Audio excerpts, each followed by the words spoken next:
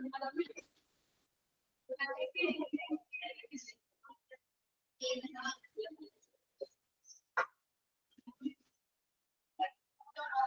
morning.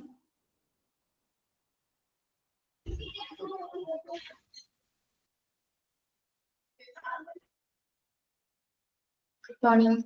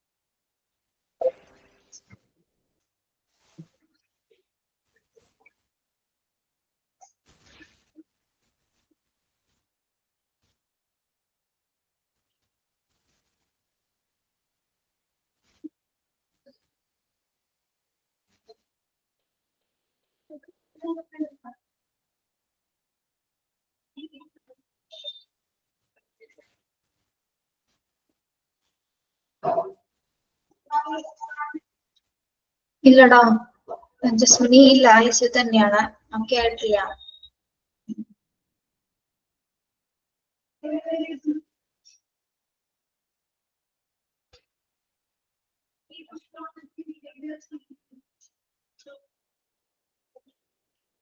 Okay, good morning. എല്ലാരും ഇവിടെ പോയി? വൈകിയാണല്ലോ കേട്ടേ. 39 ആയിട്ടുള്ളൂ, 39 പേരായിട്ടുള്ളൂ. Good morning.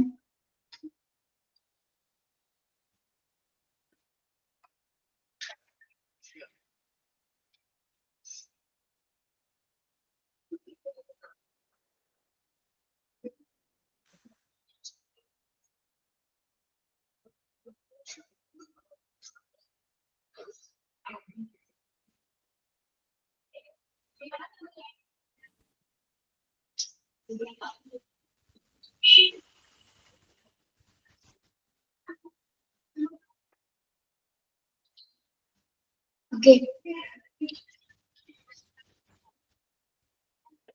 ട്രീറ്റ്മെന്റ് ഏരിയാസ് പറഞ്ഞു. ഇനി ഡിസാസ്റ്റർ ഡീആക്ടിവേഷൻ ആണ് നോക്കുന്നത് കേട്ടോ. Disaster deactivation.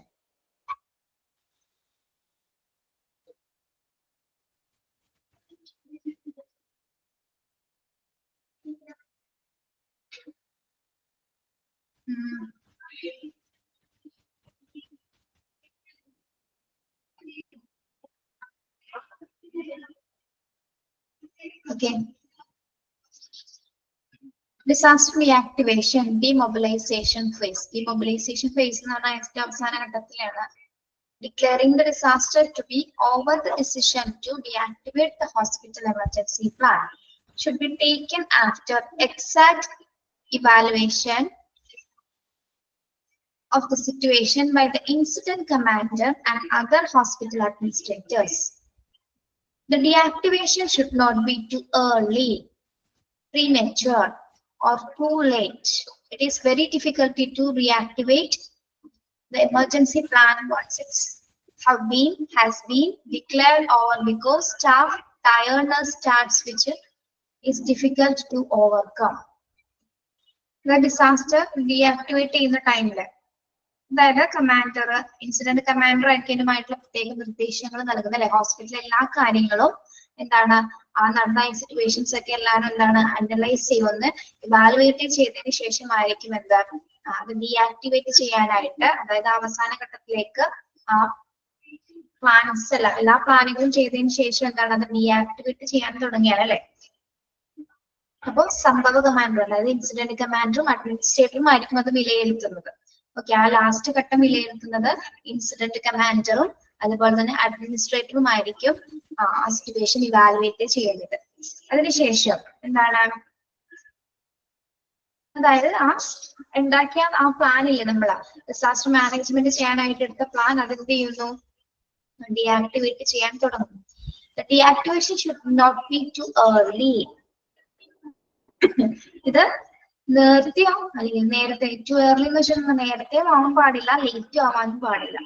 അതായത് നിർജീവമാക്കൽ പ്രക്രിയ എന്ന് പറയുന്നത് ഡിസാസ്റ്റർ ഡീആക്ടിവേഷൻ പ്രക്രിയ എന്താണ് വളരെ നേരത്തെയോ അല്ലെങ്കിൽ വളരെ വൈകിയോ ആകാൻ പാടില്ല. അതായത് അടിയന്തര പ്രക്രിയ ഈ ഒരു എമർജൻസി സിറ്റുവേഷൻ അവസാനിച്ചു കഴിഞ്ഞാൽ ആ പ്ലാനുകളുടെ എല്ലാ പ്രോസസ്സും എല്ലാ കാര്യങ്ങളും അവസാനിച്ചു കഴിഞ്ഞാല് എന്താണ് പിന്നീട് റീസ്റ്റാർട്ട് ചെയ്യാനായിട്ട് ബുദ്ധിമുട്ടായിരിക്കും അല്ലെ. അപ്പൊ അത് അവസാനിപ്പിക്കുന്നതിന് മുമ്പായിട്ട് തന്നെ എന്താണ് അതിന് വേണ്ട നിർദ്ദേശങ്ങൾ കൊടുക്കുന്നു അല്ലെ. ആ പ്രോഗ്രാം അവസാനിച്ചു എന്നുള്ള ആ ഒരു നിർദ്ദേശ കമാൻഡ് ലോഡ് ക്ലിയർ എന്നുള്ള ആ കമാൻഡ് കൊടുത്തതിന് ശേഷം എന്താണ് പിന്നീട് ഒരു പെട്ടെന്ന് ഒരു സിറ്റുവേഷൻ വന്നു കഴിഞ്ഞാൽ പെട്ടെന്ന് അത് റീസ്റ്റാർട്ട് ചെയ്യാനായിട്ട് ബുദ്ധിമുട്ടായിരിക്കുള്ളൂ.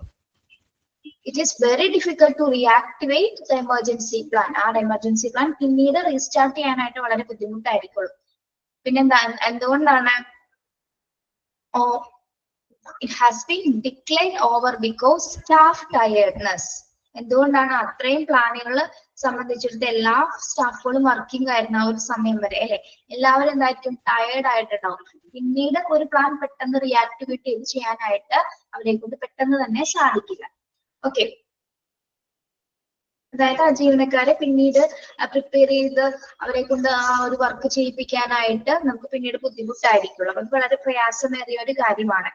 ഓക്കെ, അപ്പം പദ്ധതി അവസാനിപ്പിച്ചു കഴിഞ്ഞാൽ അത് വീണ്ടും പെട്ടെന്ന് വീണ്ടും എടുക്കുക എന്നുള്ളത് എന്താണ് ഏറ്റവും ബുദ്ധിമുട്ടുള്ള ഒരു കാര്യമാണ്. അപ്പോൾ ഡിസാസ്റ്റർ ആക്ടിവേഷൻ ഡീആക്ടിവേറ്റ് ചെയ്ത് കഴിഞ്ഞാൽ എന്താണ് പ്രോഗ്രാം കംപ്ലീറ്റ്ലി അവസാനിച്ചു എന്നാണ് അർത്ഥം. പിന്നീട് എന്തെങ്കിലും ഇൻ കേസ് വന്നു കഴിഞ്ഞാലും അത് നമുക്ക് റീസ്റ്റാർട്ട് ചെയ്യാനായിട്ട് ഡിഫിക്കൽട്ട് ആയിട്ടൊരു പ്രോസസ് ആയിരിക്കും എന്നാണ് പറയുന്നത്. ഓക്കെ, അപ്പോൾ ഡിസാസ്റ്റർ ഡീആക്ടിവേഷൻ ആരാണ് വിലയിരുത്തപ്പെടുന്നത്? ഇൻസിഡന്റ് കമാൻഡറും അഡ്മിനിസ്ട്രേറ്ററും ആയിരിക്കും എന്ത് ഡീആക്ടിവേഷൻ ഇവാലുവേറ്റ് ചെയ്യുന്നത്. എല്ലാം ഫിനിഷ് ആയോ ഒന്ന് കംപ്ലീറ്റ് ആയിട്ട് നോക്കി അതിന്റെ കോഡൊക്കെ പ്രഖ്യാപിച്ചതിന് ശേഷമാണ് എന്താ അത് വിലയിരുത്തപ്പെടുന്നത്. ഓക്കെ, ഈ ഇൻസ്ട്രക്ഷൻ അതായത് ഡീആക്ടിവേറ്റ് ചെയ്യുന്ന ഇൻസ്ട്രക്ഷൻ എന്താണ് കുറച്ച് മുമ്പെങ്കിലും നമ്മൾ കൊടുക്കുമല്ലേ. നമ്മൾ നേരത്തെ കഴിഞ്ഞ ക്ലാസ്സിൽ പറഞ്ഞതാണ് ആ ഒരു ഓൾ ക്ലിയർ എന്ന കമാൻഡ് നേരത്തെ തന്നെ കൊടുക്കും. പെട്ടെന്ന് നമുക്കത് കൊടുത്തിട്ട് നിർത്തി വെക്കാനായിട്ട് സാധിക്കും. നേരത്തെ തന്നെ ആ കമാൻഡ് കൊടുത്തിട്ടാണ് ആ ഡിസാസ്റ്റർ സിറ്റുവേഷൻ എന്താണ് ആ പ്രോസസ് അവിടെ നിർത്തിവെക്കുന്നത്. ഓക്കെ, പിന്നീട് അത് പെട്ടെന്ന് റീസ്റ്റാർട്ട് ചെയ്യാനായിട്ട് വളരെ ബുദ്ധിമുട്ടായിരിക്കുള്ളൂ. കാരണം എന്തുകൊണ്ടാണ് ടയർഡ്നെസ് ഓഫ് സ്റ്റാഫ്സ് അല്ലെ. സ്റ്റാഫുകളെല്ലാം തന്നെ ടയർഡ് ആയിട്ടുണ്ടാവും. അപ്പൊ അത് പിന്നീട് അത് ഓവർകം ചെയ്യാനായിട്ട് ഭയങ്കര ബുദ്ധിമുട്ടായിരിക്കും. ഓക്കെ,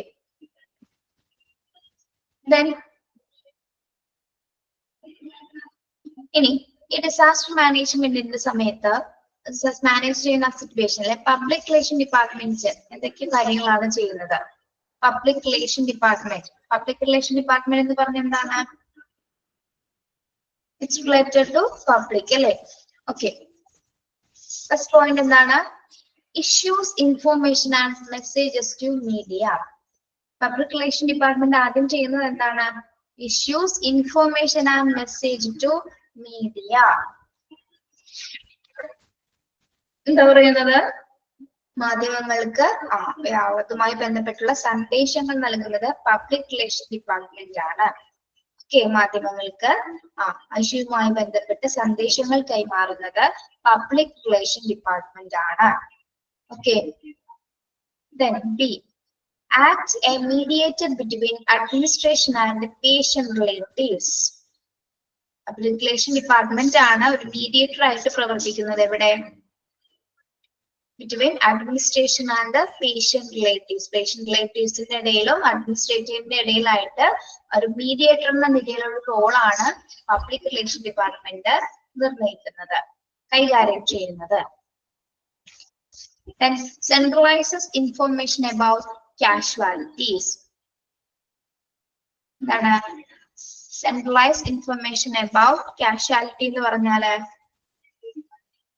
എന്താണ്?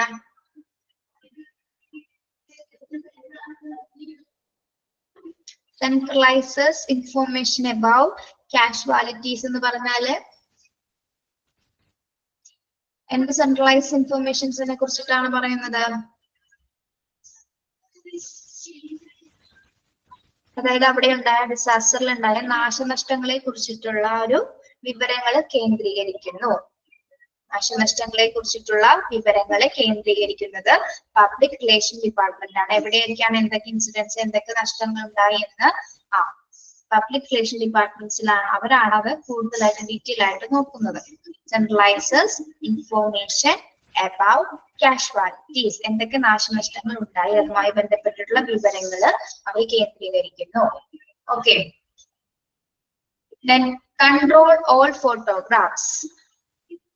എല്ലാ ഫോട്ടോഗ്രാഫ്സുകളും എന്താണ് നിയന്ത്രിക്കുന്നു അല്ലെ? ഡിസാസ്റ്റർ നടക്കുന്ന ആക്സിഡന്റ് നടക്കുന്ന സിറ്റുവേഷൻ സമയത്ത് എന്താണ് വീഡിയോ ഒരുപാട് ഫോട്ടോഗ്രാഫ്സ് കാര്യങ്ങൾ വരുമല്ലോ, ആ സമയത്ത് അതൊക്കെ കൺട്രോൾ ചെയ്യുന്നത് ആരാണ്?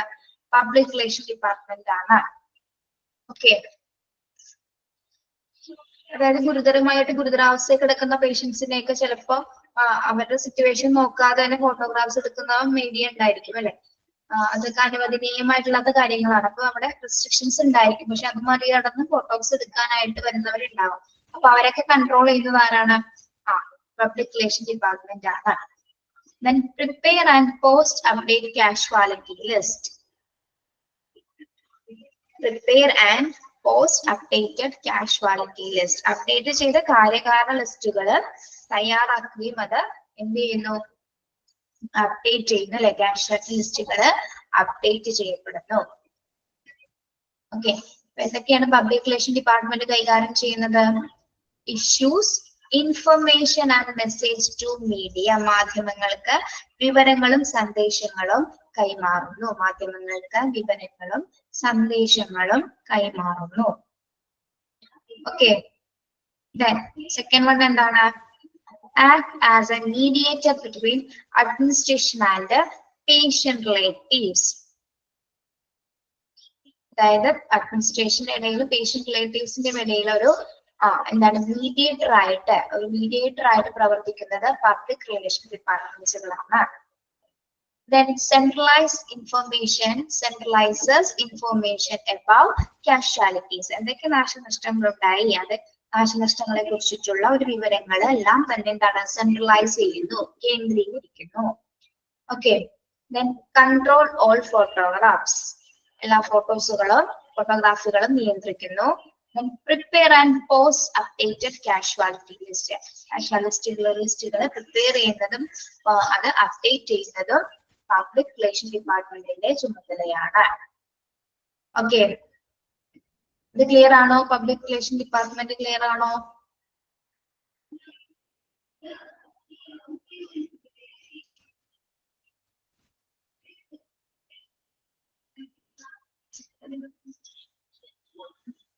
Next, in the emergency department personnel.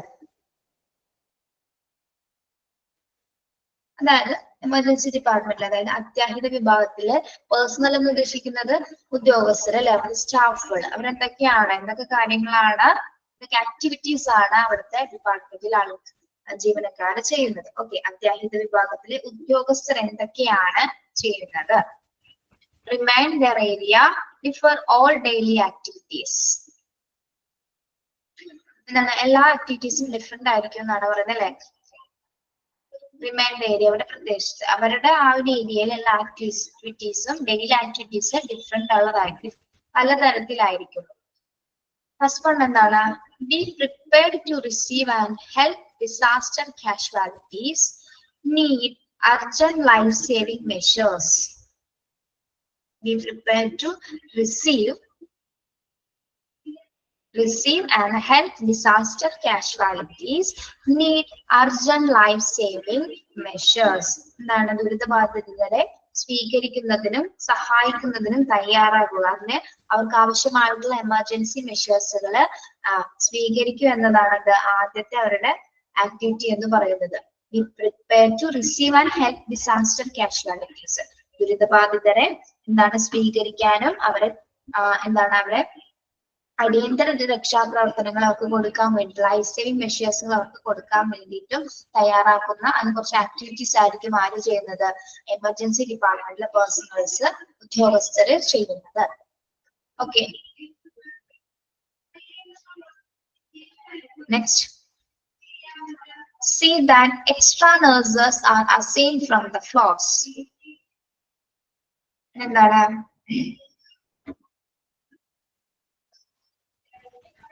Extra nurses are assigned from the floors എന്ന് പറഞ്ഞാല് എക്സ്ട്രാ നഴ്സസ്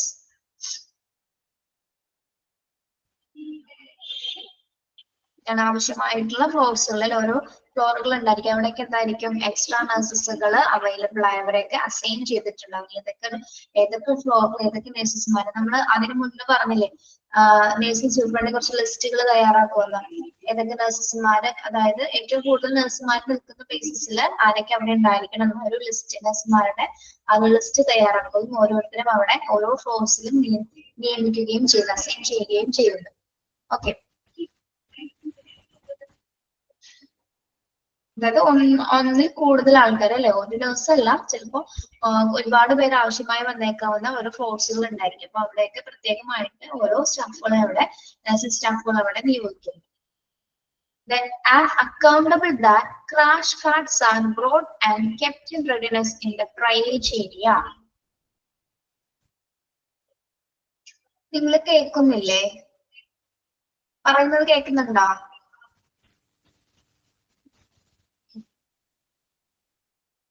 Yes.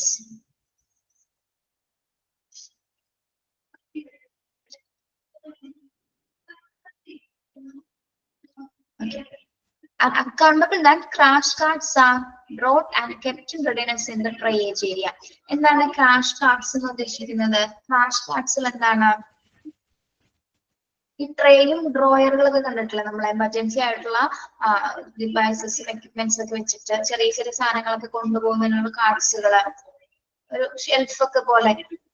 അതൊക്കെ എപ്പോഴും എന്താണ് ട്രേജ് ഏരിയസിൽ എത്രയും പെട്ടെന്ന് അവൈലബിൾ ആവുന്ന തരത്തിൽ അത് റെഡി ആയിട്ടുണ്ടായിരിക്കണം. ഓക്കെ, എപ്പോഴും ആ ഒരു സിറ്റുവേഷനിൽ എന്താണ് ഓരോരോ കാര്യങ്ങൾ, ഓരോരോ ഡിവൈസസ് എടുക്കുന്നതിന് വേണ്ടിയിട്ടും അല്ലെങ്കിൽ അപ്പുറം അടുത്ത ഫ്ലോറിലേക്കോ അടുത്ത ഒരു എമർജൻസി സ്ഥലത്തേക്ക് കൊണ്ടുപോകുന്നതിന് എന്താണ് എത്രയും പെട്ടെന്ന് അത് അവൈലബിൾ ആയിരിക്കണം. ഓക്കെ, ക്രാഷ് കാർട്ട് എന്നുള്ളത് അവിടെ അണ്ടർലൈൻ ചെയ്തിട്ട് കേട്ടോ. ട്രേയോ ഡ്രോയറോ ഷെൽഫോ എന്നുള്ള രീതിയിൽ ഒരു ഇങ്ങനെ കൊണ്ടുപോകാൻ പറ്റുന്ന തരത്തിലുള്ള ഒരു ഉപകരണമാണ് കേട്ടോ. Then make sure that a portable X-ray machine brought and kept in emergency department. Make sure that a portable X-ray machine brought and kept in emergency department. അതായത് എമർജൻസി ഡിപ്പാർട്ട്മെന്റിൽ എന്താണ് പോർട്ടബിൾ എക്സ്റേ അവൈലബിൾ ആയിരിക്കണം അല്ലെ? അവിടെ ഉണ്ടോ എന്നുള്ളത്, portable x-ray എപ്പോഴും അവിടെ കൃത്യമായി ഉണ്ടോ എന്നുള്ളത്, അതിന്റെ അവൈലബിലിറ്റി എപ്പോഴും അവിടെ തന്നെ ഉണ്ടായിരിക്കണം അല്ലെ? എന്തുകൊണ്ടാണ് എമർജൻസി സിറ്റുവേഷൻസിൽ അത് ആവശ്യമായി വന്നേക്കാം. എക്സ്റേ, പോർട്ടബിൾ എക്സ്റേ ആവശ്യമായി വന്നേക്കാം.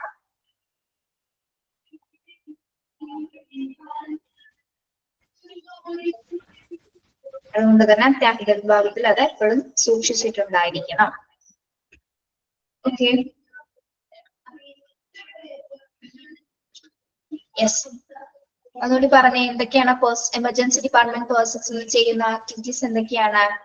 Be prepared to receive and help disaster casualties. Need urgent life-saving measures. എന്താണ് ദുരിതബാധിതരെ ഡിസാസ്റ്റർ പേഷ്യൻസിനെ സ്വീകരിക്കുന്നതിനും രക്ഷാപ്രവർത്തനങ്ങൾ നടത്തുന്നതിനുള്ള നടത്തുന്നതും അവരുടെ ജീവൻ രക്ഷിക്കുന്ന ആ ഒരു ആക്ടിവിറ്റീസ് ഒക്കെ ആയിരിക്കും അവർ ആദ്യം ചെയ്യുന്നത് അവിടെ. ഓക്കെ. ദെൻ ഓരോ നഴ്സസും എക്സ്ട്രാ നഴ്സസിന് ആവശ്യമാണെങ്കിൽ ഓരോ ഫ്ലോർസിൽ എന്തായിരിക്കും നഴ്സസ് അവൈലബിൾ ആയിരിക്കും. Then are accountable that crash guards are routing kept in readiness in the triage area. Triage area എപ്പോഴും crash guards എപ്പോഴും available ആയിട്ടുണ്ടായിരിക്കണം. Then make sure that portable X-ray machine brought and kept in emergency department. Emergency department portable X-ray അത്യാഹിത വിഭാഗത്തില് portable X-ray എപ്പോഴും തന്നെ സൂക്ഷിച്ചിരിക്കേണ്ടതാണ്. സൂക്ഷിച്ചിരിക്കുന്നു എന്നുള്ളത് ഉറപ്പുവരുത്തേണ്ടതാണ്. Okay. അത്തരം ഡ്യൂട്ടീസും activities ആണ് എമർജൻസി ഡിപ്പാർട്ട്മെന്റ് പേഴ്സണൽ പ്രധാനമായിട്ടും കൈകാര്യം ചെയ്യുന്നത്. ഓക്കെ. ഇനി നമുക്ക് ഒന്ന് മനസ്സിലായോ? 4 പോയിന്റും മനസ്സിലായോ?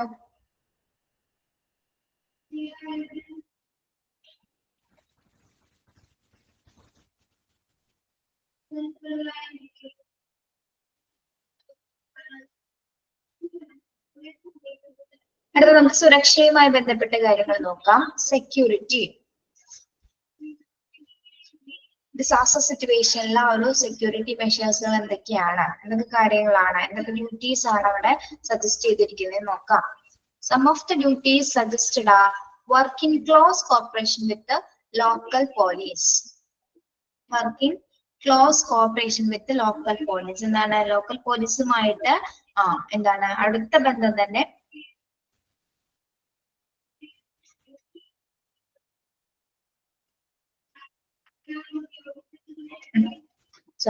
work in close cooperation with the local police. Local പോലീസുമായിട്ട് എന്താണ് അടുത്ത നല്ലൊരു സഹകരണം ഉറപ്പുവരുത്തേണ്ടതാണ് അല്ലെ, അവരുമായിട്ട് ഒരുമിച്ചായിരിക്കണം പ്രവർത്തിക്കേണ്ടത്.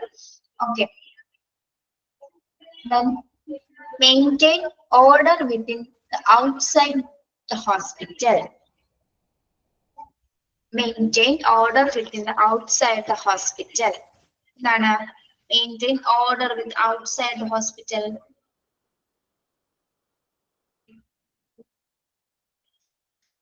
ആശുപത്രിക്ക് പുറത്തും ഔട്ട്സൈഡ് ഹോസ്പിറ്റൽ എന്ന് പറയുമ്പോൾ എന്താണ് ആശുപത്രിക്കുള്ള പുറത്തും എന്താണ് ആ ഒരു ക്രമം പാലിക്കുക അല്ലെ. ഓർഡേഴ്സ് മെയിൻറ്റെയിൻ അവിടെ റൂൾസും ഓർഡേഴ്സ് ഒക്കെ കൊടുത്തിട്ടുണ്ട്. അതൊക്കെ എന്താണ് ഹോസ്പിറ്റലിന്റെ അകത്തെന്ന പോലെ തന്നെ പുറത്തും അതിന്റെ പ്രവർത്തനങ്ങളൊക്കെ ക്രമീകരിക്കേണ്ടതാണ്. Maintain order within and outside within and outside the hospital. ഹോസ്പിറ്റലിന് അകത്തും പുറത്തും ഒരേപോലെ തന്നെ എന്താണ് ഓർഡേഴ്സ് മെയിൻറ്റെയിൻ ചെയ്യേണ്ടതാണ്. ഓക്കെ. ഓർഡറുകൾ നിർദ്ദേശങ്ങളെല്ലാം തന്നെ എന്താണ് മെയിൻറ്റെയിൻ ചെയ്യേണ്ടതാണ്. മാറിപ്പോയതാണ് പറഞ്ഞത്. Maintain order within and outside the hospital. ആശുപത്രിക്ക് പുറത്തും അകത്തുമായിട്ട് ഓർഡേഴ്സുകൾ മെയിൻറ്റെയിൻ ചെയ്യേണ്ടതാണ്. ഓക്കെ. ദെൻ മൂന്നാമത്തെ പോയിന്റ് എന്താണ്? Direct traffic so as not to block the free entry of patients carrying vehicles to and outside the hospital. Direct traffic so as not to block the free entry of patients. Patients കടന്നു വരുന്ന സമയത്ത് യാതൊരു വിധത്തിലുള്ള ഗതാഗത blockages ഒന്നും തന്നെ ഉണ്ടാകാൻ പാടില്ല. അവർക്ക് ഫ്രീ ആയിട്ട് എൻട്രി ചെയ്ത് പോകാനായിട്ട് പേഷ്യന്റിനെ കൊണ്ടുപോകുന്ന വെഹിക്കിൾസിന് ഫ്രീ ആയിട്ട് എൻട്രി ചെയ്ത് പോകാനുള്ള സൗകര്യം ഹോസ്പിറ്റലിന് പുറത്ത് ഉണ്ടായിരിക്കും. അപ്പോൾ ഡയറക്റ്റ് ട്രാഫിക് കൺട്രോൾ ഉണ്ടായിരിക്കും. Okay.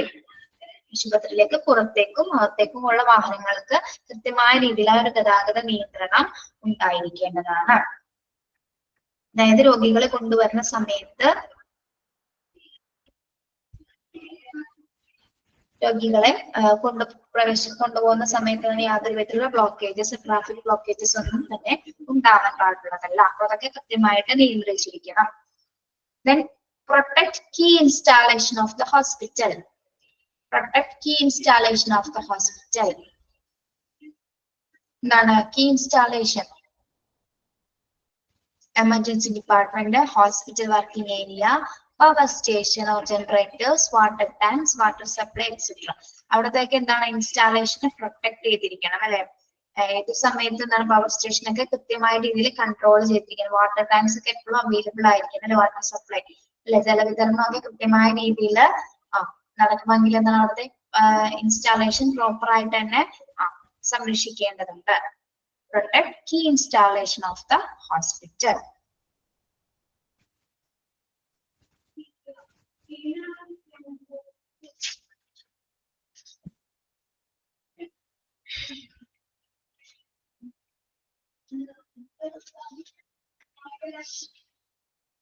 Then restrain and strictly control access to the hospital, direct the entry of authorized persons to appropriate areas. Restrain and strictly control access to the hospital. ഇതെന്താ പറയുന്നത്? ആശുപത്രിയിലേക്കുള്ള പ്രവേശനങ്ങള് strict ആയിട്ട് control ചെയ്യല്ലേ, നിയന്ത്രിക്കേണ്ടതുണ്ട്. Hospital direct entry for authorised person to appropriate areas. അതായത് പ്രത്യേക ഏരിയസിലേക്കുള്ള നിയന്ത്രണങ്ങൾ എന്താണ് control ചെയ്യേണ്ടതുണ്ട് അല്ലെ, നിയന്ത്രിക്കേണ്ടതുണ്ട്. ഏതൊക്കെ ഏരിയാസിലാണ്? Ambulances to emergency, related to waiting area, then media to media room etcetera. അതായത് ഹോസ്പിറ്റലിലേക്ക് ഡയറക്റ്റ് ആയിട്ട് ഇവരെ എന്താണ് പ്രവേശിപ്പിക്കാനായിട്ട് പാടുള്ളത്. ആരെയൊക്കെയാണ്? relatives to waiting areas, media to media room extra, and ambulance to emergency department. ഇത് സ്ട്രിക്റ്റ് ആയിട്ട് തന്നെ ഇവിടെ കൺട്രോൾ ചെയ്തിരിക്കണം. Okay. Then protect hospital personnel and patients.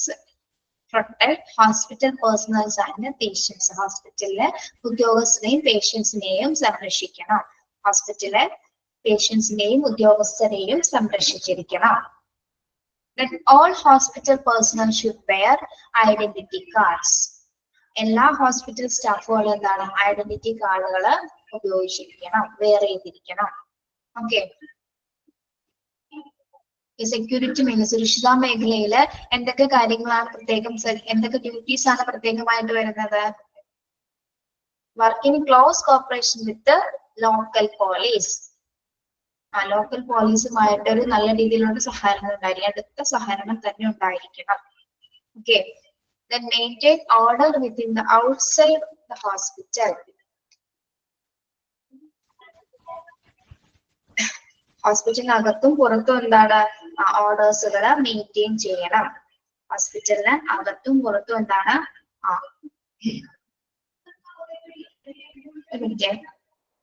ഓർഡേഴ്സുകൾ maintain ചെയ്യണം.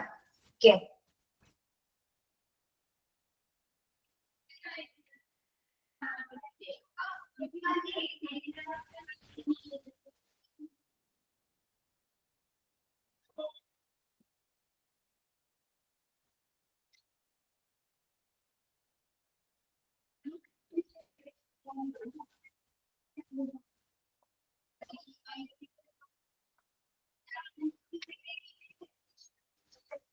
എന്താ പറഞ്ഞത്?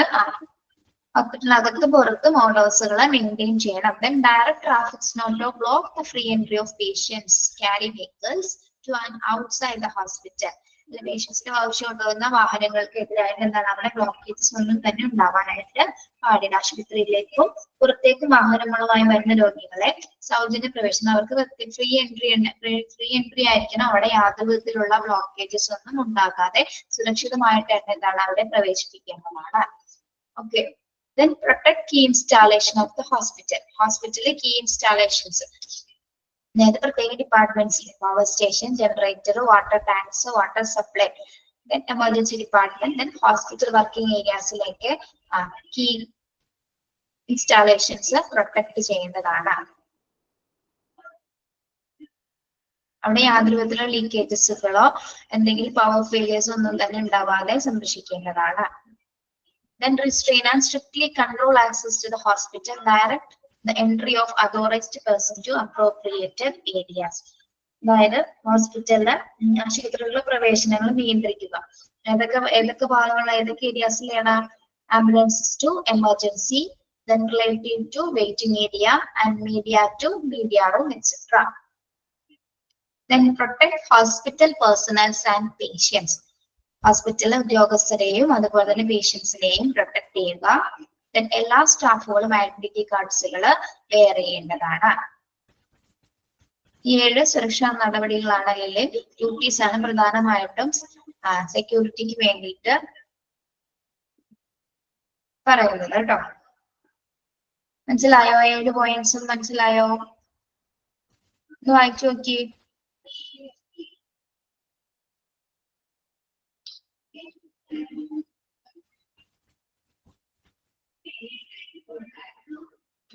വായിച്ചു നോക്കട്ടോ. 7 പോയിന്റ്സും കൂടി വായിച്ചു നോക്കി.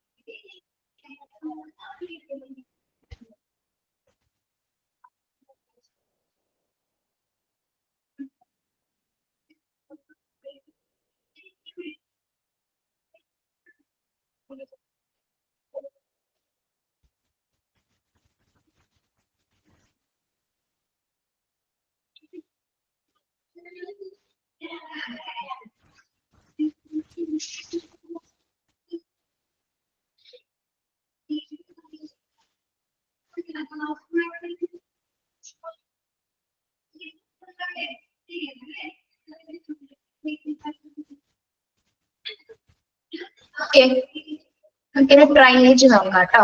Triage, the process of sorting people based on their requirements for immediate medical treatment as compared to their chance of benefiting from such care. Triage is done in emergency rooms, disasters, and wars when limited medical resources must be allotted to enhance the number of survivors. ഇതാണ് triage. നമ്മൾ പല ക്ലാസ്സുകളിലും പറഞ്ഞിട്ടുണ്ടല്ലേ. Triage എന്താണ്? അതായത് അടിയന്തര വൈദ്യ ചികിത്സയുടെ അടിസ്ഥാനത്തിൽ പേഷ്യൻസിനെ sort ചെയ്ത് മാറ്റുന്നതാണ് അല്ലെ. Sorting people based on their requirements. അവരുടെ ആ ഒരു കണ്ടീഷൻസ് അനുസരിച്ചിട്ടാണ് അവർ ഇമ്മീഡിയറ്റ് കെയർ കൊടുക്കുന്നതിന് വേണ്ടിയിട്ട് സെപ്പറേറ്റ് ചെയ്യുന്നത് അല്ലെ. ഓക്കെ, എവിടെയാണ് ട്രയേജസ് പ്രധാനമായിട്ട് നടത്തപ്പെടുന്നത്? തരംതിരിക്കുന്നത് എവിടെയാണ്?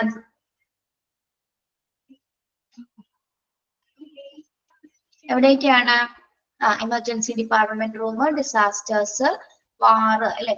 Wars, when limited medical resources must be allotted to enhance the number of survivors.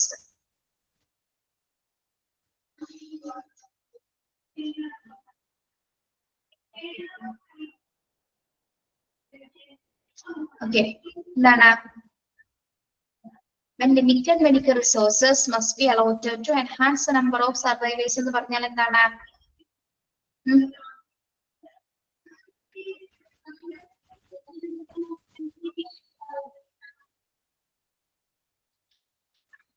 അതായത് അതിജീവിച്ചവരുണ്ടോ അല്ലെ. അതിജീവിച്ചവരുടെ എണ്ണം വർദ്ധിപ്പിക്കാനായിട്ടുണ്ടായിരിക്കും ലിമിറ്റഡ് റിസോഴ്സസ് അലോക്കേറ്റഡ് ചെയ്തിട്ടുണ്ടായിരിക്കും അല്ലെ.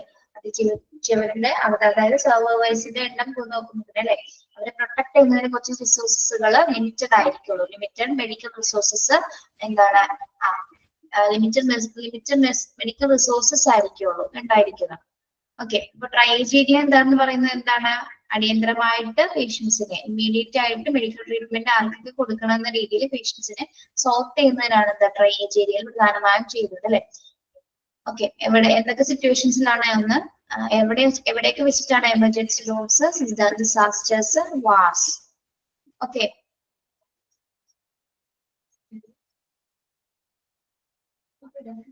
അപ്പൊ ഈ ട്രയേജ് എന്ന് നമ്മൾ പറഞ്ഞില്ലേ, ഇമ്മീഡിയറ്റ് മെഡിക്കൽ ട്രീറ്റ്മെന്റ് കൊടുക്കണമെന്ന് നമ്മൾ പറഞ്ഞു. അപ്പൊ അതിനെ ഒരു 4 കാറ്റഗറി ആയിട്ട് നമ്മൾ പിന്നെയും ഡിവൈഡ് ചെയ്യുന്നു. ഓക്കെ, ട്രയേജ് ഏരിയാസിനെ 4 ടൈപ്പിൽ നമ്മൾ ഡിവൈഡ് ചെയ്യുന്നുണ്ട്. Category 1, category 2, category 3, category 4. Okay, 4 categories ആയിട്ട് ട്രയേജ് പേഷ്യൻസിനെ തരംതിരിക്കുന്നുണ്ട്. അതായത് ആദ്യത്തെ എന്താണ്? ഇമ്മീഡിയറ്റ് ട്രീറ്റ്മെന്റ്, അപ്രോക്സിമേറ്റ്ലി 20% പ്രയോറിറ്റി അല്ലെ. 20% എന്തുള്ളൂ? എന്തുള്ളൂ?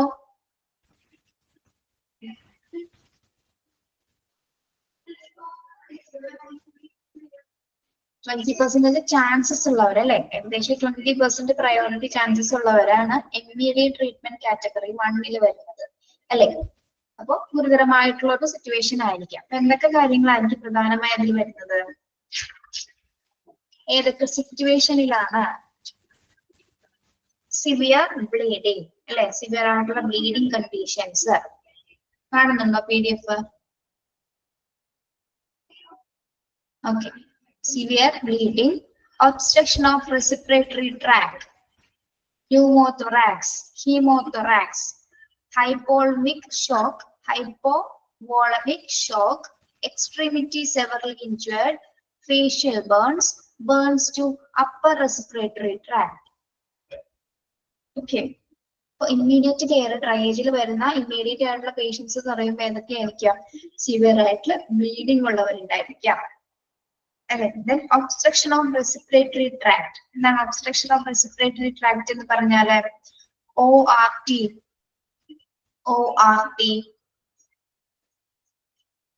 അതായത് ശ്വാസനാളത്തിലെ ശ്വാസോച്ഛ്വാസം അതിന് എന്താണ് തടസ്സപ്പെടുന്ന ഒരു സിറ്റുവേഷൻ ആണ് എന്ത്? obstruction of റെസ്പിറേറ്ററി ഫങ്ഷൻസ് ഇല്ല, ശ്വാസോച്ഛ്വാസം കൃത്യമായിട്ട് നടക്കാതെ അതിൽ തടസ്സം വരുന്ന ആ ഒരു സിറ്റുവേഷൻ ആണ് എന്ത്? obstruction of respiratory tract എന്ന് പറയുന്നത്. ആ ഒരു സിറ്റുവേഷൻ ഇമ്മീഡിയറ്റ് ട്രീറ്റ്മെന്റ് ആവശ്യമാണ് അല്ലെ? ബ്രീത്തിങ് കിട്ടാത്ത, ശ്വാസോച്ഛ്വാസം കൃത്യമായ രീതിയിൽ നടക്കാൻ പറ്റാത്ത ആ ഒരു സിറ്റുവേഷൻ അല്ലെ? അപ്പൊ അവിടെ എന്താണ് ഏകദേശം ഒരു 20% ചാൻസ് ഉള്ളപ്പോ എന്താണ് രക്ഷപ്പെടാതിരിക്കാനുള്ള ചാൻസസ് ആണ് കൂടുതലുള്ളത് അല്ലെ? Then pneumothorax. നമ്മൾ നേരത്തെ ക്ലാസ്സുകളിലൊക്കെ പഠിച്ചിട്ടുണ്ട്. ന്യൂമോതൊറാക്സ് എന്താണ്?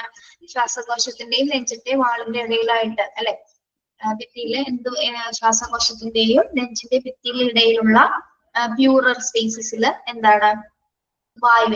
വായുവിന്റെ ശേഖരണം മൂലമാണ് എന്ത് ന്യൂമോതൊറാക്സ് എന്നൊരവസ്ഥ ഉണ്ടാവുന്നത്. ശ്വാസകോശത്തിനും നെഞ്ചിന്റെ ഭിത്തികൾ, ആ നെഞ്ചിന്റെ വാളില് അവിടെ എന്താണ് മിഡിലായിട്ട് പ്ലൂറൽ സ്പേസസില് വായുവിന്റെ എയറിന്റെ ശേഖരണം മൂലമാണ് ന്യൂമോതൊറാക്സ് എന്ന സിറ്റുവേഷൻ ഉണ്ടാകുന്നത്. ഓക്കെ. അതും എന്താണ് ഇമ്മീഡിയറ്റ് ട്രീറ്റ്മെന്റ് കൊടുക്കേണ്ട ഒരു സിറ്റുവേഷൻ തന്നെയാണ്. അപ്പൊ ഹീമോതൊറാക്സ് എന്താണ്? ഹീമോതൊറാക്സ്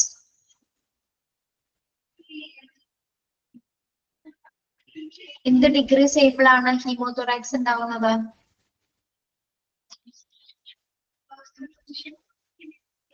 ബ്ലഡ് ഡിക്രീസ് ചെയ്യുന്ന സമയത്ത് അല്ലെ?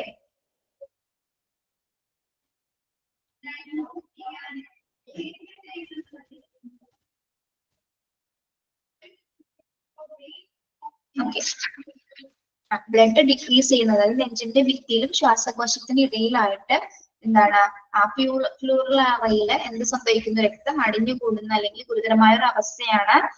അപ്പൊ നെഞ്ചിനുണ്ടാകുന്ന ആഘാതം മൂലം എന്താണ് ആ ഒരു സിറ്റുവേഷൻ വരാൻ. ഓക്കെ.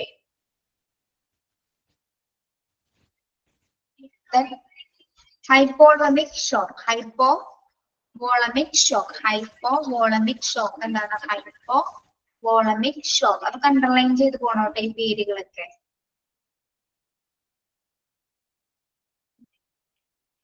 ഓക്കെ. അതായത് കഠിനമായ ഡീഹൈഡ്രേഷൻ മൂലമോ അല്ലെങ്കിൽ രക്തത്തിന്റെ നഷ്ടം മൂലം, ബ്ലഡിന്റെ കുറവ് മൂലം ഒക്കെ എന്താണ് അപര്യാപ്തമായിട്ട് രക്തത്തിന്റെ കുറവ് മൂലമാണ് എന്ത് ഹൈപ്പോവോളമിക് ഷോക്ക് ഉണ്ടാകുന്നത്. അതായത് കഠിനമായ ഡീഹൈഡ്രേഷനോ അല്ലെങ്കിൽ രക്തത്തിന്റെ അപര്യാപ്തത മൂലമോ ഉണ്ടാകുന്ന ഒരു സിറ്റുവേഷൻ ആണ് എന്ത്? ഹൈപ്പോവോളമിക് ഷോക്ക് എന്ന് പറയുന്നത്. അതും ഇമ്മീഡിയറ്റ് ട്രീറ്റ്മെന്റ് കൊടുക്കേണ്ട ആ ഒരു സിറ്റുവേഷൻ ആണ്. ഹൈപ്പോവോളമിക് ഷോക്ക് എന്താണ്? കഠിനമായിട്ടുള്ള ഡീഹൈഡ്രേഷനോ അല്ലെങ്കിൽ ബ്ലഡിന്റെ അപര്യാപ്തത മൂലമോ ഉണ്ടാകുന്ന ഒരു സിറ്റുവേഷൻ ആണ്. രക്തത്തിന്റെ അളവ് കുറയുന്ന ഒരു സിറ്റുവേഷൻ ആണ് ഹൈപ്പോവോളമിക് ഷോക്ക്. ദെൻ അടുത്തത് എന്താണ്? എക്സ്ട്രീംലി സിവിയർലി ഇൻജേർഡ് അല്ലെ? എക്സ്ട്രീമിറ്റി സിവിയർലി ഇൻജേർഡ് എന്താണ്? എക്സ്ട്രീമിറ്റി സിവിയർലി ഇൻജേർഡ് എന്ന് പറഞ്ഞാല്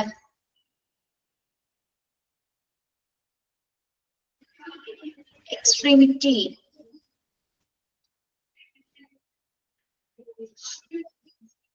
എന്ന് പറയുമ്പോൾ എക്സാമ്പിൾ പറഞ്ഞേ.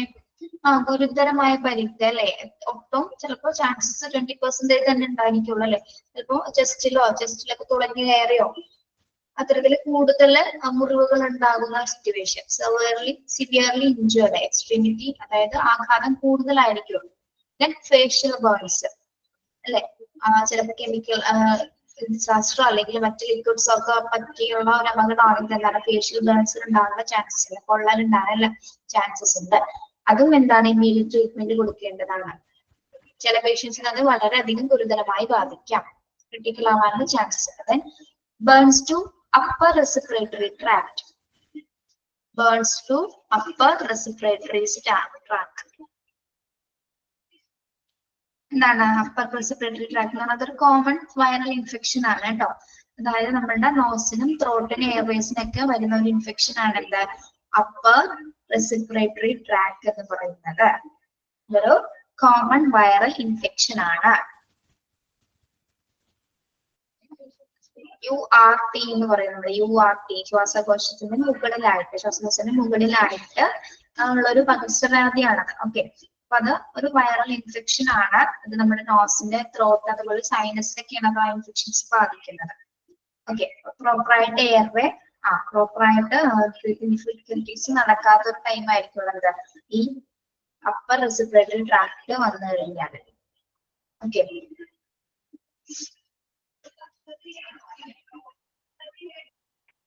ഒന്നുകൂടി നോക്കിയ കാറ്റഗറി 1 എന്താണ് ഇമ്മീഡിയറ്റ് ട്രീറ്റ്മെന്റ് ആണ്.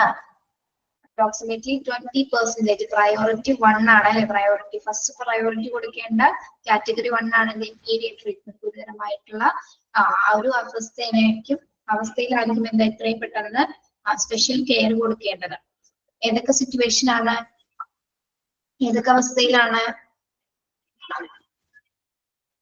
സിറ്റുവേഷൻ വരുമ്പോഴാണ് ഇമ്മീഡിയറ്റ് ട്രീറ്റ്മെന്റ് കൊടുക്കേണ്ടത്? Severe bleeding, obstruction of respiratory tract,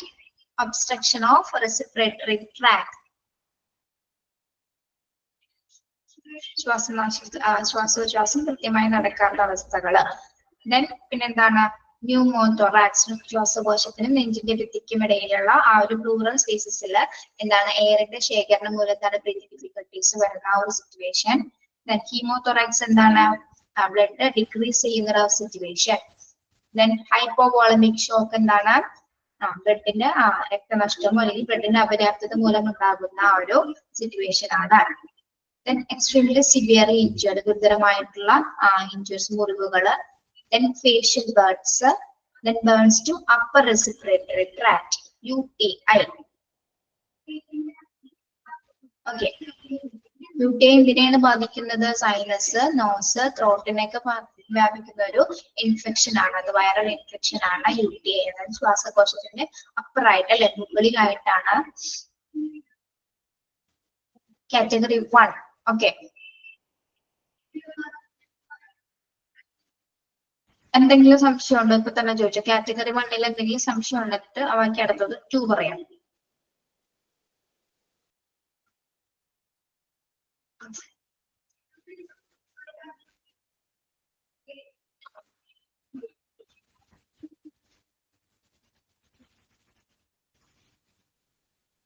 വായിച്ചു നോക്കിയേ, എന്തെങ്കിലും ഡൗട്ട് ഉണ്ടെങ്കിൽ ചോദിക്കേ.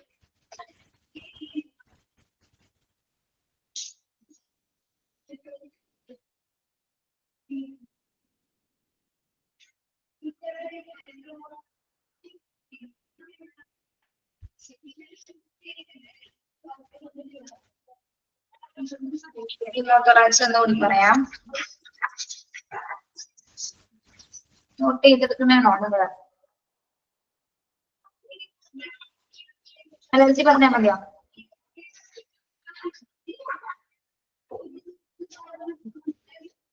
നോട്ട് ചെയ്തെടുത്തോ? ഹിമോതൊറാക്സ് എന്താണെന്ന് വേണമെങ്കിൽ നോട്ട് ചെയ്തോളൂ.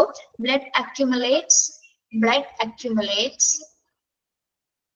in the pleural cavity. Blood accumulate in the pleural cavity. The space between the chest wall and the lungs. Blood accumulates in the pleural cavity. The space between the space between the chest wall and lungs. The chest wall and lungs. അതായത് നെഞ്ചിന്റെ ഭിത്തിക്കും ശ്വാസകോശത്തിനും ഇടയിലുള്ള plural അറയില് രക്തം അടിഞ്ഞുകൂടുന്ന ഗുരുതരമായിട്ടുള്ള ഒരു അവസ്ഥയാണിത്. ഇത് നെഞ്ചിന്റെ ആഘാതം മൂലം, നെഞ്ചിനുണ്ടാകുന്ന ആഘാതം മൂലമായിരിക്കും ഈ ഒരു സിറ്റുവേഷൻസ് ഉണ്ടാകുന്നത്. ചെസ്റ്റ് പെയിന് അതുപോലുള്ള ബ്രീത്തിങ് ഡിഫിക്കൽട്ടീസ് ഒക്കെ ആയിരിക്കും അതിന്റെ സിംറ്റംസ് ആയിട്ട് കാണുന്നത്. നെഞ്ചിന്റെ ഭിത്തിക്കും ശ്വാസകോശത്തിന് ഇടയിലായിട്ട് പ്ലൂറൽ അറയില് രക്തം അടിഞ്ഞുകൂടുന്ന ഒരു ഗുരുതരമായിട്ടുള്ള അവസ്ഥയാണിത്. ഓക്കെ, നെഞ്ചിനുണ്ടാകുന്ന അമിതാഘാതം മൂലമാണ് ഈ ഒരു സിറ്റുവേഷൻ ഉണ്ടാകുന്നത്. ഓക്കെ,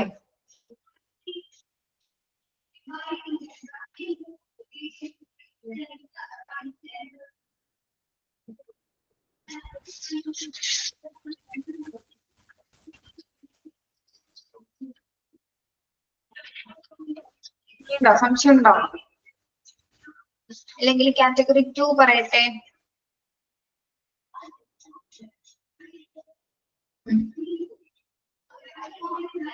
കാറ്റഗറി 2 എന്തായിരിക്കും? അപ്പോ ഡിലൈഡ് ട്രീറ്റ്മെന്റ് ആണ്. കുറച്ചുകൂടി സമയം എടുത്ത് കൊടുക്കാൻ നേരം അപ്രോക്സിമേറ്റ്ലി 40% ആണ് പ്രയോറിറ്റി 2 വരുന്നത് അല്ലെ. Category 2 delayed treatment. എത്രയും പെട്ടെന്ന് ഒരു ട്രീറ്റ്മെന്റ് കൊടുക്കണ്ട, കുറച്ച് വൈകിയായാലും അത് കൊടുത്താൽ മതിയാവും അല്ലെ. ഒരുപാട് ഡിലേ ആവാൻ പാടില്ല. എന്തൊക്കെയായിരിക്കും അത്? അതേത് തരം ടൈപ്സ് ആയിരിക്കും? ഫ്രാക്ചേഴ്സ് അല്ലെ, എന്തെങ്കിലും തരത്തിലുള്ള ഫ്രാക്ചറുകള്. ഡിസ്ലൊക്കേഷൻ എന്താണ്? ഡിസ്ലൊക്കേഷൻ ഒക്കെ നമ്മൾ നേരത്തെ ക്ലാസ്സുകളിൽ പഠിച്ചിട്ടില്ലേ? ഡിസ്ലൊക്കേഷൻ മറന്നുപോയാ?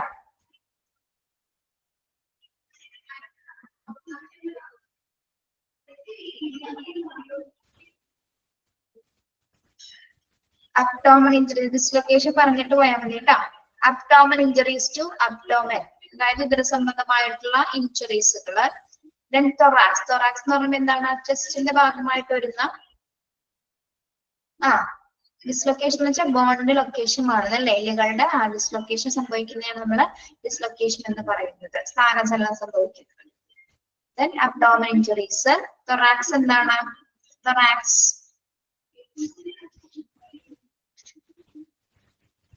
തൊറാക്സ് നമ്മുടെ ചെസ്റ്റിന്റെ ഭാഗമാണ്. അവിടെ വരുന്ന എല്ലാ ബുദ്ധിമുട്ടുകളും അല്ലെ, ചെസ്റ്റിന്റെ ഭാഗത്ത് വരുന്ന എല്ലാത്തരം ഇൻഫെക്ഷൻസുകളും. ദെൻ അടുത്തത് എന്താണ്? Urogenital tract. യൂറോജെനിറ്റൽ ട്രാക്ട് എന്തുമായി ബന്ധപ്പെട്ട് വരുന്നതാണ്? നമ്മുടെ മൂത്രാശയം, മൂത്രനാളികൾ, അതുപോലെ തന്നെ യൂറിനറി സിസ്റ്റവുമായി ബന്ധപ്പെട്ട് വരുന്ന എല്ലാ പ്രോബ്ലംസും. ഓക്കെ, കിഡ്നിയിലെ അതുപോലെ തന്നെ എന്താണ്? കിഡ്നി സിസ്റ്റം, മൂത്രാശയം, ബ്ലാഡർ അങ്ങനെയുള്ള ഭാഗങ്ങളിൽ ഉണ്ടാകുന്ന ബുദ്ധിമുട്ടുകളാണ് ഡിലൈഡ് ട്രീറ്റ്മെന്റിൽ വരുന്നത് കേട്ടോ. സോറി, യൂറോജെനിറ്റൽ ട്രാക്ട് എന്ന് ഉദ്ദേശിക്കുന്നത്. UTI കേട്ടിട്ടില്ല നമ്മൾ? യൂറിനറി ട്രാക്ട് ഇൻഫെക്ഷൻ എന്നാണ് അതിനെ UTIയുടെ ഫുൾ നെയിം പറയുന്നത്. യൂറോജെനിറ്റൽ ട്രാക്ട് എന്ന് പറയുമ്പോൾ എന്താണ്? യൂറിനറി സിസ്റ്റവുമായി ബന്ധപ്പെട്ട് വരുന്ന എല്ലാ ബുദ്ധിമുട്ടുകളും അതിൽ ഉൾപ്പെടുന്നു. ഓക്കെ, ദെൻ സ്കൾ എന്താണ്? സ്കൾ തലയോട്ടിയുമായി ബന്ധപ്പെട്ട് വരുന്നത്. Okay, then brain. Then 2 and 3 degree burns. 2 and 3 degree burns എന്ന് പറഞ്ഞാൽ എന്താണ്? Severity of the burn injury. Severity of the burn injury ആണ് 2 and 3. എത്രത്തോളം ആഴത്തിലുള്ള ബേൺസ് ആണുള്ളത്. ഓക്കെ, എന്തൊക്കെയാണ് കാറ്റഗറി 2 ഡിലൈഡ് ട്രീറ്റ്മെന്റിൽ വരുന്നത്? Fractures, dislocation, abdomen injuries to abdomen, thorax, urogenital tract, skull, brain, 2 and 3 degree burns. Okay, category 2 clear ആണോ? Category 2. Then category 3 എന്തായിരിക്കും? Minimal treatment. Minimal treatment ആയിരിക്കുള്ളൂ category 3 അല്ലെ. Priority 3 approximately 40%. Minor wounds and small fracture sprain. Minor wounds എന്താണ്? ചെറിയ മുറിവുകള്. ചെറിയ fractures, ചെറിയ ഒടിവുകള്. Sprain എന്താണ്? ഉളുക്ക് അല്ലെ, ഉളുക്ക് സംഭവിക്കുക, ഷോൾഡർ അല്ലെങ്കിൽ കാല് അല്ലെങ്കിൽ മറ്റ് അസ്ഥിയുടെ ഭാഗത്ത് എന്താണ് സ്ട്രെയിൻ സംഭവിക്കുക, ഉളുക്ക് സംഭവിക്കുന്ന കാറ്റഗറീസ്. ഇത് മിനിമൽ ട്രീറ്റ്മെന്റ് ആണ് അല്ലെ. പ്രയോറിറ്റി 3 ആണ്. അതിൽ എന്തൊക്കെ വരുന്നു? മൈനർ വുഡ്സ്, ചെറിയ മുറിവുകൾ, ചെറിയ വെടിക്കുകള്, സ്മോൾ ഫ്രാക്ചേഴ്സ്, ദെൻ സ്ട്രെയിൻ, ഉളുക്ക്. ഓക്കെ. കാറ്റഗറി 4 എന്താണ്? എക്സ്പെക്ടന്റ് ട്രീറ്റ്മെന്റ് ആണ്. എക്സ്പെക്ടന്റ് ട്രീറ്റ്മെന്റ് എന്ന് പറയുമ്പോൾ എന്താണ്? Dying or injured with no chance of survival. Category 4 എന്താണ്? Expectant treatment. അതായത് അതിജീവിക്കാൻ സാധ്യതയില്ലാത്ത, അതായത് മരിച്ചു പോവുകയോ ചെയ്യുന്ന കാറ്റഗറി ആയിരിക്കും അല്ലെ. അതിജീവിക്കാൻ ഒട്ടും സർവൈവ് ചെയ്യാനായിട്ട് ചാൻസ് ഇല്ലാത്ത കാറ്റഗറിയാണ് എന്താ? Category 4 expectant treatment. Dying or injured with no chance of survival. Okay.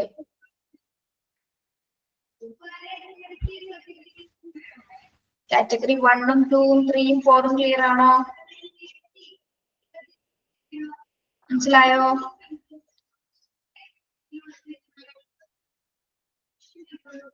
Triage category 1ല് ഇമ്മീഡിയറ്റ് ട്രീറ്റ്മെന്റ് ആണ് കൊടുക്കുന്നത്. പ്രയോറിറ്റി 1 ആണ് അവിടെ.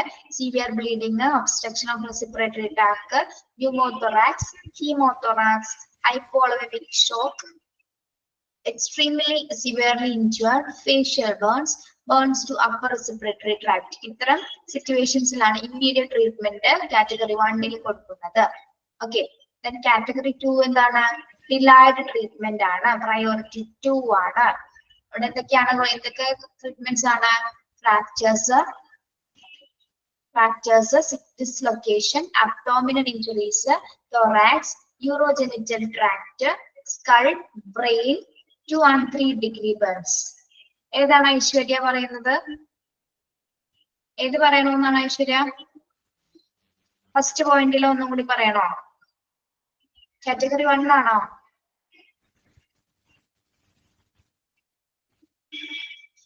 Burns to upper respiratory Traco?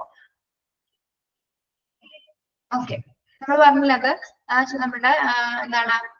Respiratory tract എന്ന് പറയുമ്പോൾ എന്താണ്? നമ്മുടെ ശ്വാസകോശത്തിന്റെ അപ്പർ, അതിൽ മുകളുടെ ഭാഗത്തായിട്ട് വരുന്ന ഇൻഫെക്ഷൻസ് ആണ്. അതൊരു വൈറൽ ഇൻഫെക്ഷൻ ആണ്. വൈറസോ ബാക്ടീരിയോ മൂലം ഉണ്ടാകുന്ന ഒരു ഇൻഫെക്ഷൻ ആണ്. അത് നമ്മുടെ അഫക്ട് ചെയ്യുന്നത് നോസിനെയോ, മൂക്ക്, തൊണ്ട, സൈനസ് എന്നീ ഭാഗത്തായിരിക്കും അത് കാര്യമായിട്ട് ഇൻഫെക്റ്റഡ് ആവുന്നത്. ഓക്കെ. പിന്നെ എയർവേസിൽ പ്രോപ്പറായിട്ട് എയർവേ നടക്കാൻ പറ്റാത്ത, അതായത് ശ്വാസോച്ഛ്വാസം കൃത്യമായി നടക്കാൻ പറ്റാത്ത സിറ്റുവേഷനും ആവുന്നുണ്ട്. ഓക്കെ. പ്രധാനമായി ഇൻഫെക്റ്റഡ് ആയ ഏരിയാസ് അത് എന്തൊക്കെയാണ്? നോസില്, ത്രോട്ടില്, സൈനസില്.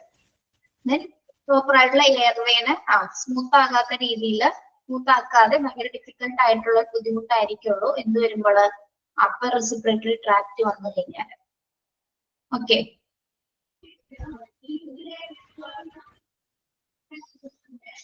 കോമൺ വൈറൽ ഇൻഫെക്ഷൻ ആണ് എന്ത്? URT എന്ന് പറയുന്നത് കേട്ടോ. കോമൺ വൈറൽ ഇൻഫെക്ഷൻ ആണ് URI, upper respiratory tract. Category 2. Category 2ൽ എന്താണ്? 2 and 3 degree burns എന്ന് വെച്ചാൽ ബേൺസിന്റെ സിവിയറിറ്റി അനുസരിച്ചിട്ട് എത്രത്തോളം ആഴത്തിലുള്ള പൊള്ളലുകളാണ് എന്നുള്ള രീതിയിലാണ് 2 3 ഡിഗ്രി ബേൺസ് ഉദ്ദേശിക്കുന്നത് കേട്ടോ. Severity of the burn injury. Severity of the burn injury. Okay. Urogenital tract മനസ്സിലായല്ലോ. യൂറിനറി സിസ്റ്റമായിട്ട് ബന്ധപ്പെട്ട് വരുന്ന എല്ലാത്തരം ബുദ്ധിമുട്ടും അതിൽ വരുന്നുണ്ട് അല്ലെ. ഓക്കെ. അത് നമ്മുടെ മൂത്രാശയം, മൂത്രനാളികള്, പിന്നെന്താണ് മറ്റ് കിഡ്നി, അവിടേക്ക് ഉണ്ടാകുന്ന ബുദ്ധിമുട്ടുകൾ, എല്ലാ ഇൻഫെക്ഷൻസും അവിടെ എന്താണ്? യൂറോജെനിറ്റൽ ട്രാക്റ്റുമായി ബന്ധപ്പെട്ടതാണ്. യൂറിനറി സിസ്റ്റമായി ബന്ധപ്പെട്ടതാണ് urogenital tract. Category 3യിലെ minimum treatment ആണ് അല്ലെ. ചെറിയ പരിക്കുകളും ചെറിയ ഒടിവും ഉളുക്കിനൊക്കെയാണ്. കാറ്റഗറി 4 എന്ന് വെച്ചാൽ എന്താണ്? അതിജീവിക്കാൻ ഒട്ടും സാധ്യതയില്ലാത്ത കാറ്റഗറികളാണ് കാറ്റഗറി 4ൽ വരുന്നത്.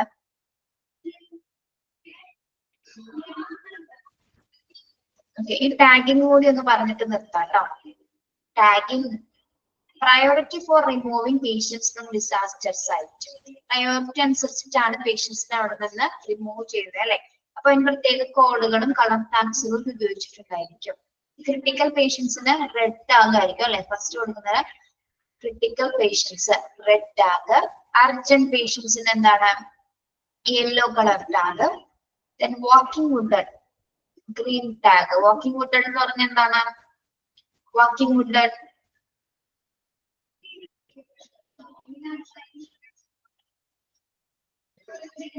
ഒരു നോർമൽ കേസസ് ആണ്, നടക്കാൻ പറ്റാത്തയാണോ? ഗ്രീൻ ടാഗ് കാണിക്കുന്നത് കുറച്ച് അത്രയും ക്രിട്ടിക്കൽ സിറ്റുവേഷൻ അല്ല അല്ലെ. അവർക്ക് ചെറിയ പരിക്കുകളായിരിക്കാം നടക്കാം. Dead and dying black tag അല്ലെ. ഡെഡ് ആൻഡ് ഡൈയിങ് എന്താണ്? ബ്ലാക്ക് ടാഗ് ആണ് അതിൽ ഉപയോഗിക്കുന്നത്. ഓക്കെ, ഈ 4 കളേഴ്സ് ആണ് പ്രധാനമായും വരുന്നത്. അല്ലാതെ കുറെ കളേഴ്സുകൾ നമ്മൾ ലാസ്റ്റ് ഭാഗങ്ങളിൽ നോക്കും. ക്രിട്ടിക്കൽ പേഷ്യൻസിന് റെഡ് ടാഗ്, അർജന്റ് പേഷ്യൻസിന് യെല്ലോ ടാഗ്, വാക്കിംഗ് വുഡഡിന് ഗ്രീൻ ടാഗ്, ഡെഡ് പേഷ്യൻസിന് എന്താണ്? Black tag. ഓക്കെ,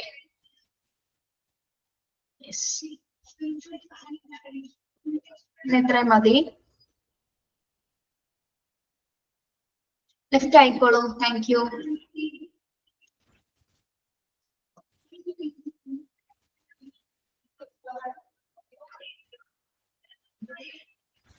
നാല് കാറ്റഗറിയിൽ എന്തെങ്കിലും സംശയം ഉണ്ടോ? ഉണ്ടെങ്കിൽ ചോദിക്കാട്ടോ.